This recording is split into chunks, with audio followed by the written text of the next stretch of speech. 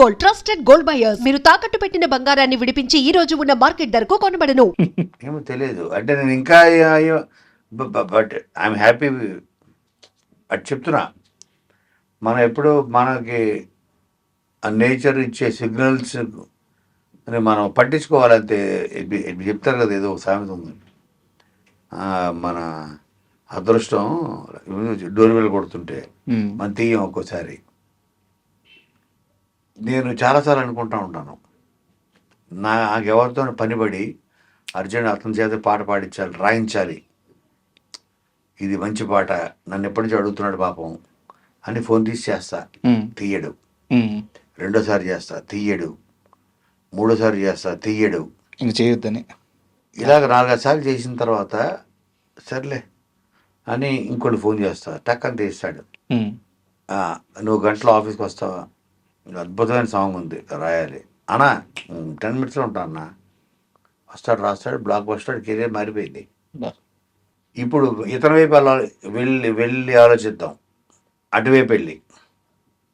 Okay, అతను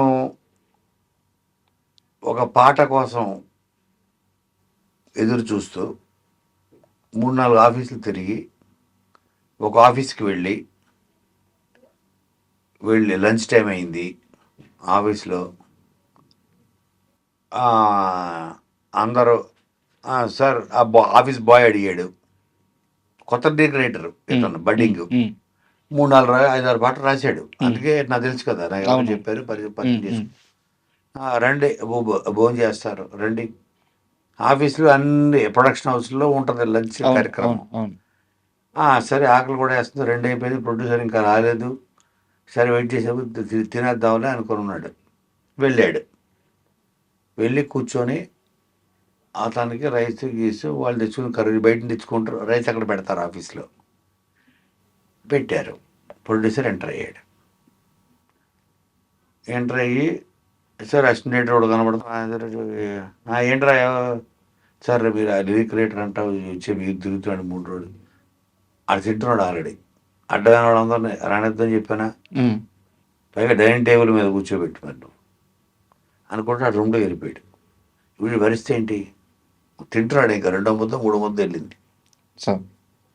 ఇంకా వాడు చచ్చిపోదా అనిపిస్తుంది. ముద్ద నోట్లోకి వెళ్తూ అంతే కదా, దాని స్ట్రగ్లింగ్ ఫర్ కెరియర్. ఒక్క పాట వస్తే నా టాలెంట్ ఏంటో వద్దులే, దీని బదులు ఇంట్లో చెప్పాడు భార్యకి, ఎందుకే జీవితం ఇది అనవసరంగా, మంచి మీరు జాబ్ వదిలేసుకొని మీరు సేల్స్ ఎగ్జిక్యూటివ్లో పనిచేసేవాడు, అది చూసుకోవడం బెటర్. ఆ డిప్రెషన్ ఏంటి అంత మాట అనేసాడు. అడ్డమైన ఫోన్ పక్కన పడి ఉంది, డిప్రెషన్లో ఉన్నాడు. ఒక 6 బీర్లు తెచ్చుకున్నాడు, 10 బీర్లు తెచ్చుకున్నాడు, తాగుతున్నాడు. అవతల కోనాంగట్ ఫ్లోర్నింగ్ అవుతుంది, తీయట్లే. వాడు తప్పుకోలేదు, అలానే ఉంది తప్పు. డిప్రెషన్లో ఉన్నాడు, తీయలేదు, 2 రోజులు తీయలేదు, 3 రోజులు తీయలేదు. తాగుతున్నాడు, పడుకుంటున్నాడు, లేస్తున్నాడు, తాగుతున్నాడు, పడుకుంటున్నాడు. రూమ్మేట్స్, వైఫ్ లేదు. సరే ఇంకొకరికి ఇచ్చా, సూపర్ హిట్, వీడికి మారిపోయింది. నిజంగా జరిగినట్టుంది. ఇలాంటివి జరిగాయి అని చెప్తున్నాను. నాకు ఎప్పుడో ఈ సంగతి ఎప్పుడు తెలిసింది, మళ్ళీ నాకు ఒక 2-3 months తర్వాత ఎప్పుడో తెలిసింది. మళ్ళీ ఏమయ్యా నీకోసం, ఆ తర్వాత చూసుకున్నాను సార్, మీ ఆఫీస్కి వచ్చాను సార్ అంటే, నేను ఇంక మళ్ళీ చేసే ధైర్యం లేక ఆఫీస్కి వచ్చాను. మీ అసిస్టెంట్ చెప్పాడు సార్ మీకోసం సార్ ఫోన్లు చేశారు, తర్వాత భాస్కర్ భట్ల గారిని పిలిపించి అక్కడ ఆఫీస్లో కూర్చోబెట్టి ర్యాంక్ చేశారు. అయిపోయింది, రిలీజ్ సినిమా కూడా హిట్ అయిపోయింది, బ్లాక్ బస్టర్ అయిపోయింది అని చెప్పాడు సార్. ఓహో, మరి నువ్వెందుకు, ఈ పలానా జరిగింది, సరే ఓకే, ఇంకో సాంగ్ ఉంది ఇస్తాను రాయ్. నిజంగా జరిగినట్టుంది నాకు. చెప్తున్నా, అలా అంటే కొన్ని ఎగ్జాంపుల్స్ కూడా ఇలా ఉంటాయి. అంటే ఆ మూమెంట్ని అతని తప్పు లేదు, ఓకే, నేను జెన్యున్గానే చేద్దాం అనుకున్న అవకాశం, నా ప్రయత్నం లోపల కూడా లేదు. కానీ ఎక్కడో ఒక wrong person one wrong word అతను మూడు డిస్టర్బ్ చేసి వన్ రాంగ్ వర్డ్ అవును. అడ్డమైన వాడు అందరూ వచ్చి తింటారు లంచ్ టైం ఒకటి అడ్డమైన వాడికి అంటే నీ ఎవడొస్తే ఆడి పెట్టేస్తావా కంచం నీది కాదు కదా సొమ్ము ఇలాగ అనుకుంటే వెళ్ళిపోయాడు లోపలికి. ఇలాగా వెళ్ళిన ఇంకొక సందర్భంలో ఉమ్, అమ్మ ఏంట్రా ఇది ఒక అసిస్టెంట్ డైరెక్టర్ జరిగింది ఇది. ఉమ్. అసిస్టెంట్ డైరెక్టర్ పేరు చెప్తే షాక్ అయిపోతారు. పేరు చెప్పండి సార్. రవితేజ. తింటుంటే మాస్ మహారాజా రవితేజ. ఇప్పుడు ఇప్పుడు అప్పుడు డైనింగ్ టేబుల్ మీద కూర్చొని 4 ముద్దలు తిన్న తర్వాత ఒక ప్రొడ్యూసర్ అన్న మాటలు ఇంతనే చెప్పాడు నాకు ఇది. మరి ఇప్పుడు అది షివరింగ్ వస్తుంది సార్ ఒళ్ళు మీరు చెప్పిన తర్వాత. అలాంటి పరిస్థితులు ఫేస్ చేశారు ఆయన. ఎస్ అలాంటి అసిస్టెంట్ డైరెక్టర్లు ఇలాగ సినిమా ఇండస్ట్రీలో ఎస్పెషల్లీ ఇక్కడే చూస్తాం మనం. సార్ ఏమంటారు ఇలాంటి మూమెంట్స్ అలాంటి సిచ్యువేషన్ ఫేస్ చేయడు రవితేజ అక్కడి నుంచి. బట్ కష్టాన్ని మాత్రం అతను నమ్ముకున్నాడు, వదలలేదు. కసి తర్వాత ఇక అతనికి అవకాశాలు వచ్చింది. అతను అంటూ ఒక మార్కు ఒక ఇది తెచ్చుకున్నాడు. వన్ ఫైన్ డే ఆ ప్రొడ్యూసర్ డేట్ల కోసం మేకప్ ఫ్యాన్ బయట తిరుగుతున్నాడు,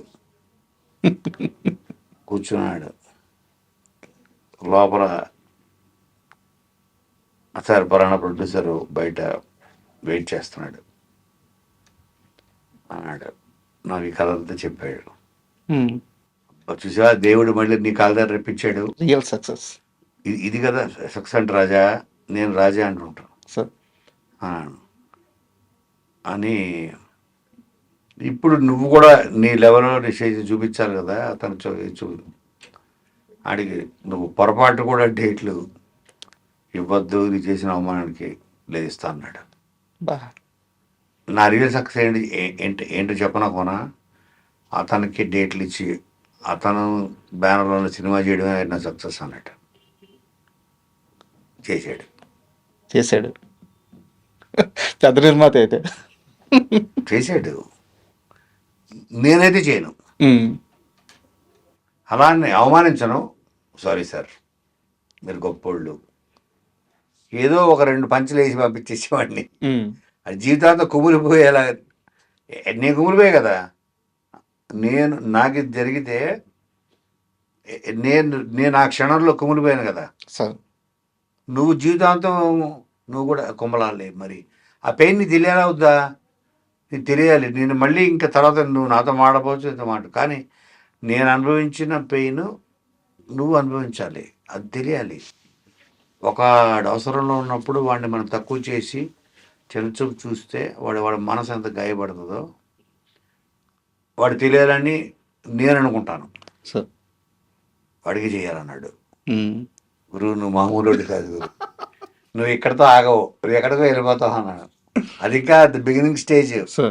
మేము అప్పుడు అమ్మానాన్న తమిళమ్మాయి ఏదో చేస్తున్నాం షూటింగ్. అప్పుడు చెప్తున్నా 10 సార్లు తిరుగుంటాడు, 11 సార్లు కలిసాడు, సినిమా చేసాడు. బా అండ్ మీరు అమ్మ నాన్న తమిళమ్మాయి ప్రస్తావన తీసుకొచ్చారు కాబట్టి అడుగుతున్నాను. మన పూరి సినిమాల్లో చాలా సినిమాలు సూపర్ డూపర్ హిట్లు, ఇండస్ట్రీ హిట్లు కూడా ఉన్నాయి. బట్ చాలామందికి ఏంటంటే అమ్మ నాన్న తమిళమ్మాయి అనేది మనసుకి చాలా దగ్గరైన సినిమా, ఒక మంచి ఎమోషన్ ఉంటుంది సినిమాలో. ఇప్పటికీ అమ్మ నాన్న ఓ తమిళమ్మాయి తర్వాత అలాంటి సినిమా ఇప్పటివరకు మళ్ళీ రాలేదు. నేను ఓపెన్గా స్టేట్మెంట్ ఇవ్వగలను 100%. సో అలాంటి కథలు మళ్ళీ ఎందుకు పుట్టట్లేదు సార్? దానికి ఏమో దానికి రీజన్ అంటే ఉండదు. నేను చెప్పేది ఏంటంటే ఎనీథింగ్ ఈజ్ ఒక క్షణం, ఒక థాట్ ఒక పెద్ద కథకు దారి తీస్తుంది. ఆ కథ ఒక బ్లాక్ బస్టర్ దారి తీస్తుంది. ఆ సెకండ్లో వచ్చే థాట్ సార్. అలాగా పూరి మైండ్లో అలాంటి ఎన్నో గొప్ప థాట్స్, గొప్ప సినిమాలు అయ్యాయి.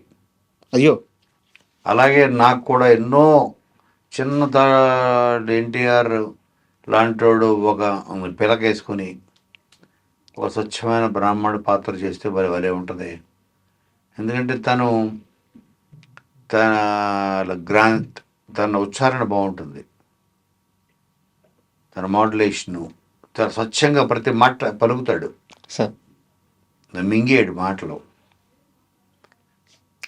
100% తెలుగు ఇండస్ట్రీలో ఎవరికన్నా ఎవరు చేయలేని పాత్ర ఏదైనా ఉంది అంటే ఒక పౌరోహిత్యం చేసుకునే ఒక పురోహితుడు పాత్ర చేస్తే బాగుంటుందని అనుకొని నేను వినయ్తో అని, అలాగే తారక్ ఇంటికి రెగ్యులర్గా వెళ్ళేవాడిని. సార్ అందరికి ఏమిటే బామ్మ అని ఆ మోడలేషన్ చెప్పుకుంటే ఏమిటో దాన్ని చూస్తే తినాలి అనిపిస్తుంది, తప్పంటావా అని అంటే, వారు అపరాధ్యుడా, మనం బ్రాహ్మణం రా, అలాగే కోడిని చూస్తే తినాలి అనిపించకూడదు వేదావా అంటుంటే, అది కాదే బామ్మ నాకు ఎందుకు అనిపిస్తుంది అంటావు, ఈ మోడలేషన్ అవి పడి నవ్వి ఓన్లీ ఆ మోడలేషన్కి అదిరిపోయింది. సో ఈ క్యారెక్టర్ పట్టుకు సినిమా చేద్దాం సార్ అనుకుని చేసింది అదుర్సు.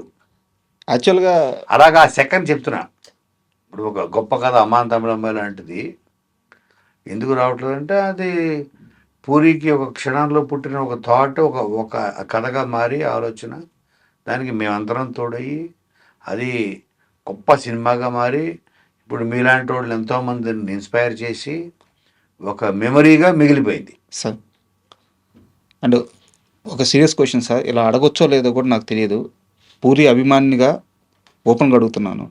చాలామంది పూరి ట్రాక్ తప్పేశాడు, పూరి సినిమాలు ఆడట్లేదు, ఇలాంటి కామెంట్స్ చేస్తూ ఉంటారు. బట్ ఆయన స్టామినా ఏంది, ఆయన సత్తా ఏంది, ఆయన సినిమాలు ఎలా ఉంటాయో ఫస్ట్ సినిమాకి థియేటర్కి వెళ్ళి చూసిన మనుషులు మేము. మీ దృష్టిలో చెప్పండి, పూరి కంబ్యాక్ ఎలా ఉండబోతుంది? 100% చాలా పెద్ద కంబ్యాక్ ఇవ్వబోతున్నాడు సార్. ఇస్తాడు, ఎందుకంటే ఇచ్చే టాలెంట్. ఇప్పుడు నేనేమంటానంటే, ఇప్పుడు నేను 97 అంటే దాదాపు ఇప్పటికి 40 years అయిందా sir? 30 years 30 years sir. 30 years అయింది. 30 years కెరియర్. ఇంకా నేను ఇప్పటికీ కొంచెం ఫ్రెష్గానే ఇట్లా ఆలోచిస్తున్నాను అని నేను అనుకుంటా. ప్రజెంట్ జనరేషను సార్ తోటి సమానంగా, అంటే మేబీ ఆ జెన్జీ బ్యాచ్ లోకి వెళ్ళి నేను అంటే ఇంకా నేను ట్రెండ్లోనే ఉన్నాను, ఓకే అన్ని ఫీల్ అవుతుంటా. సో పర్సన్ మన ఏజ్ పెరగచ్చు, ఆలోచనలకి వయసు ఉండదు, ఆలోచనలకి ఏజింగ్ ఉండదు. సార్ కథ అన్నది ఒక ఆలోచన నుంచి పుడుతుంది. సో పూరి అన్నవాడికి 2098లో ఒక ఇడియట్ అవ్వచ్చు, ఇట్లు శ్రావణ సుబ్రహ్మణ్యం, సార్ బద్రి, సార్ ఆ సినిమా నుంచి తన జర్నీ స్టార్ట్ అయ్యింది కదా. ఆ రోజు తను ఆలోచించే విధానానికి ఈరోజు తను ఆలోచించే విధానానికి తేడా ఏమీ లేదు, అదే ఆలోచన, అదే బ్రెయిన్, అదే పూరి. సార్ బట్ మిస్టేక్ ఎక్కడ జరుగుతుందంటే, ఒక కథ అనుకుని అప్పుడప్పుడు ఆ కంటెంట్ రాంగ్ కంటెంట్ నమ్మడము. Take off is right, but landing కరెక్ట్గా లేకపోతే సార్ మిస్ఫేర్ అయ్యే ఛాన్సులు ఉంటాయి. బట్ ఒకసారి బ్రహ్మాండమైన ల్యాండింగ్లు జరిగితే పోకిరి లాంటి సినిమాలు అవుతాయి. కరెక్ట్. టేక్ ఆఫే థాట్ నేను చెప్పింది. అన్ని టేక్ ఆఫ్లు బ్రహ్మాండంగా ఉంటాయి, ల్యాండింగ్లు బాగుండాలి. ల్యాండింగ్లు బాగాలేకపోతే క్రాష్ అవుద్ది, సార్ అంతే కదా. ల్యాండింగ్ బాగుంటే పోకిరి అవుద్ది, అంతే.